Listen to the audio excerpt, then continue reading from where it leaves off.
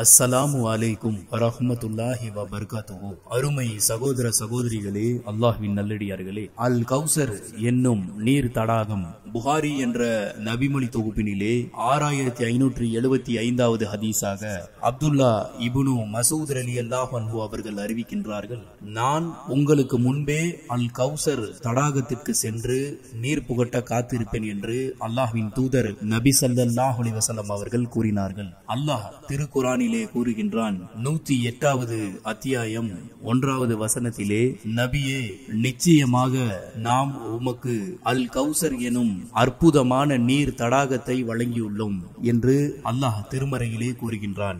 அப்துல்லா இப்னு Zayed ரலியல்லாஹு அன்ஹு அவர்கள் கூறுகின்றார்கள், அல்லாஹ்வின் தூதர் நபி ஸல்லல்லாஹு அலைஹி வஸல்லம் அவர்கள் அல் கௌசர் தடாகத்தின் அருகில் என்னை சந்திக்கும் வரை நீங்கள் பொறுமையுடன் இருங்கள் என்று அன்சாரிகளிடம் சொன்னார்கள். மேலும் அப்துல்லா இப்னு மசூத் ரலியல்லாஹு அன்ஹு அவர்கள் அறிவிக்கின்றார்கள், புகாரி என்ற நபிமொழி தொகுப்பினிலே 6575 முதல் 6593வது ஹதீஸ் வரை இடம்பெறுகின்றது. அல்லாஹ்வின் தூதர் நபி ஸல்லல்லாஹு அலைஹி வஸல்லம் அவர்கள் கூறினார்கள், நான் உங்களுக்கு முன்பே அல் கௌசர் தடாகத்திற்கு சென்று நீர் புகட்ட காத்திருப்பேன் என்று கூறினார்கள். நான் உங்களுக்கு முன்பே அல் கௌசர் தடாகத்திற்கு சென்று நீர் புகட்ட காத்திருப்பேன்.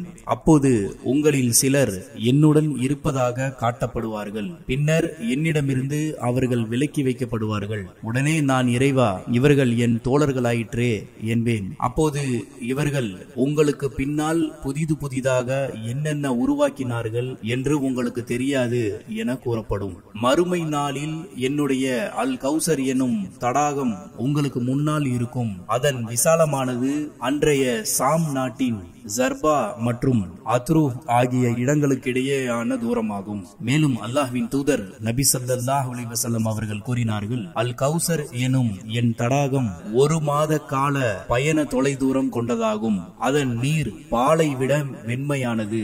அதன் மனம் கஸ்தூரியை விட நறுமணம் வாய்ந்தது. அதன் கூஜாக்கள் விண்மீன்கள் போன்றவை. யார் அதன் நீரை அருந்துகிறார்களோ அவர்கள் ஒருபோதும் தாகமடைய மாட்டார்கள் என்று அல்லாஹ்வின் தூதர் நபி ஸல்லல்லாஹு அலைஹி வஸல்லம் அவர்கள் கூறினார்கள். மேலும் என் தடாகத்தின் பரப்பளவு யமனில் உள்ள சன்னா நகரத்திற்கும் ஷாம் நாட்டை ஒட்டி இருந்த ஐலா நகரத்திற்கும் இடையேயான தொலைதூரத்தை போன்றதாகும். மேலும் அதில் விண்மீன்களின் எண்ணிக்கையை போன்று கணக்கிலடங்கா கோப்பைகள் வைக்கப்பட்டிருக்கும் என அனஸ் இப்னு மாலிக் ரலியல்லாஹு அன்ஹு அவர்கள் அறிவிக்கின்றார்கள். மேலும் அல்லாஹ்வின் தூதர் நபி ஸல்லல்லாஹு அலைஹி வஸல்லம் அவர்கள் கூறினார்கள், நான் விண்ணுலக பயணத்தின் போது சொர்க்கத்தில் பயணம் செய்தேன். அப்போது அங்கு ஒரு ஆறு இருந்தது. அதன் 2 மருங்கிலும் தொலையுள்ள முத்து கலசங்கள் காணப்பட்டன. அப்போது நான் வானவர் தலைவர் ஜிப்ரீல் அலைஹிஸ்ஸலாம் அவர்களிடம் இது என்ன என்று கேட்டேன். அவர், இதுதான் உங்களுடைய இறைவன் உங்களுக்கு சிறப்பாக வழங்கிய அல் கௌசர் தடாகம் என்றார். அதன் மண் அல்லது அதன் வாசனை நறுமணமிக்க கஸ்தூரியாகும் என்று அல்லாஹ்வின் தூதர் நபி ஸல்லல்லாஹு அலைஹி வஸல்லம் அவர்கள் கூறினார்கள். மறுமையில் என் தோழர்களில் சிலர் அல் கௌசர் தடாகத்தின் அருகில் என்னிடம் வருவார்கள். நான் அவர்களை அடையாளம் கண்டு கொள்ளும் போது என்னை விட்டு அவர்கள் விலக்கி வைக்கப்படுவார்கள். அப்போது நான், இவர்கள் என் தோழர்களாயிற்றே என்பேன். அதற்கு அல்லாஹ், உங்களுக்கு பின்னால் இவர்கள் புதிதாக என்னென்ன உருவாக்கினார்கள் என்பதை நீங்கள் அறிய மாட்டீர்கள் என்பான். மேலும் நான் உங்களுக்கு முன்பே அல் கௌசர் தடாகத்திற்கு சென்று நீர் புகட்ட காத்திருப்பேன். யாருக்கு என்னிடம் வர முடிகிறதோ அவர் அந்த தடாகத்தின் நீரை அருந்துவார். அதை அருந்துகிறவருக்கு இனி ஒருபோதும் தாகமே ஏற்படாது. மறுமை நாளில் என் தோழர்களில் ஒரு குழுவினர் என்னிடம் வருவார்கள். அப்போது அவர்கள் அல் கௌசர் தடாகத்தை விட்டு ஒதுக்கப்படுவார்கள். உடனே நான், இறைவா, இவர்கள் என் தோழர்கள் என்பேன். அதற்கு இறைவன், உங்களுக்கு பின்னால் இவர்கள் புதிதாக உருவாக்கியது குறித்து உங்களுக்கு தெரியாது. இவர்கள் திரும்பி பார்க்காமல் வந்த வழியே தங்கள் பழைய மதத்திற்கு திரும்பி சென்றார்கள் என்று சொல்வான். இதனை அபூ ஹுரைரா ரலியல்லாஹு அன்ஹு அவர்கள் அறிவிக்கின்றார்கள். மேலும் அல்லாஹ்வின் தூதர் நபி ஸல்லல்லாஹு அலைஹி வஸல்லம் அவர்கள் கூறினார்கள், நான் உறங்கிக் கொண்டிருந்தேன். அப்போது கனவில் நான் அல் கௌசர் தடாகத்தின் அருகில் நின்று கொண்டிருக்கிறேன். அப்போது ஒரு குழுவினரை நான் அடையாளம் கண்டுகொள்கிறேன்.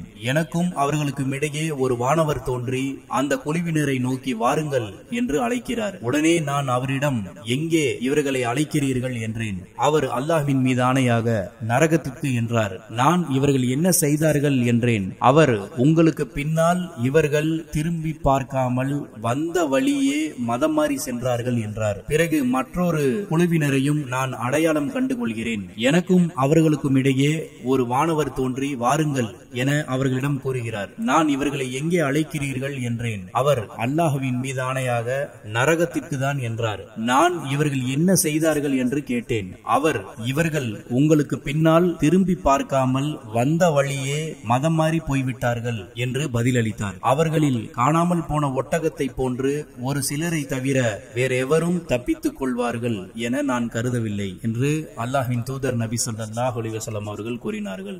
என்னுடைய இல்லத்திற்கும் என்னுடைய மிம்பருக்கும் சொற்பொழிவு மேடை இடைப்பட்ட பகுதியானது சொர்க்கத்து பூங்காக்களில் ஒரு பூங்காவாகும். என்னுடைய மிம்பர் என்னுடைய அல் கௌசர் தடாகத்தின் மீது அமைந்துள்ளது என்று அல்லாஹ்வின் தூதர் நபி ஸல்லல்லாஹு அலைஹி வஸல்லம் அவர்கள் கூறினார்கள். மேலும் உக்பா இப்னு ஆமிர் ரலியல்லாஹு அன்ஹு அவர்கள் அறிவிக்கின்றார்கள், ஒரு நாள் நபி ஸல்லல்லாஹு அலைஹி வஸல்லம் அவர்கள் புறப்பட்டு வந்து இறந்தவர்களுக்காக தொழுகை நடத்துவதை போன்று உஹது போர் உயிர் தியாகிகளுக்காக தொழுதார்கள். பிறகு சொற்பொழிவு மேடைக்கு மிம்பரில் வந்து, உங்களுக்காக நிச்சயம் நான் மறுமையில் காத்திருப்பேன், உங்களுக்கு நான் சாட்சியமாவேன். அல்லாஹ்வின் மீது ஆணையாக நான் இப்போது அல் கௌசர் எனும் என்னுடைய தடாகத்தை காண்கிறேன். மேலும் எனக்கு பூமியின் கருவூல திறவுகோள்கள் அல்லது பூமியின் திறவுகோள்கள் கொடுக்கப்பட்டுள்ளன.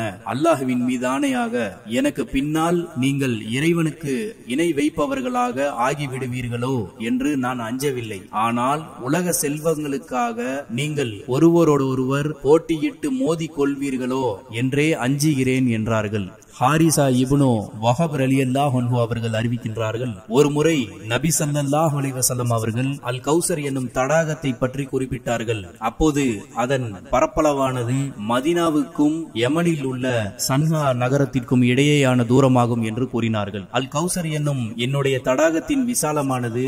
அப்போது முஸ்தவரித் இப்னு சத்தாத் ரலியல்லாஹு அன்ஹு அவர்கள் என்னிடம் அதன் கோப்பைகள் குறித்து நபி ஸல்லல்லாஹு அலைஹி வஸல்லம் அவர்கள் கூறியதை நீங்கள் கேட்கவில்லையா என்று வினவினார்கள். நான் இல்லை என்றேன். அதற்கு அவர்கள், அல் கௌசர் தடாகத்தில் வைக்கப்பட்டுள்ள கோப்பைகள் நட்சத்திரங்களைப் போன்று காணப்படும் என நபி ஸல்லல்லாஹு அலைஹி வஸல்லம் அவர்கள் தெரிவித்ததாக சொன்னார்கள். மேலும் அல்லாஹ்வின் தூதர் நபி ஸல்லல்லாஹு அலைஹி வஸல்லம் அவர்கள் கூறினார்கள், நான் அல் கௌசர் தடாகத்தின் அருகில் இருந்தவாறு உங்களில் யார் என்னிடம் வருகிறார்கள் என்பதை உற்று பார்த்து கொண்டிருப்பேன். அப்போது என்னை நெருங்க விடாமல் சிலர் பிடிக்கப்படுவார்கள். உடனே நான், இறைவா, இவர்கள் என்னை சேர்ந்தவர்கள், என் சமுதாயத்தை சேர்ந்தவர்கள் என்பேன். அதற்கு அல்லாஹ், உங்களுக்கு பின்னால் இவர்கள் செய்ததை நீங்கள் அறிவீர்களா? இவர்கள் தங்கள் குதிகால்களின் மீது தம் பழைய மதத்திற்கே திரும்ப சென்று கொண்டே இருந்தார்கள் என்று கூறப்படும். இதை அஸ்மா பின்த் அபி பக்கர் ரலியல்லாஹு அன்ஹு அவர்கள் அறிவித்தார்.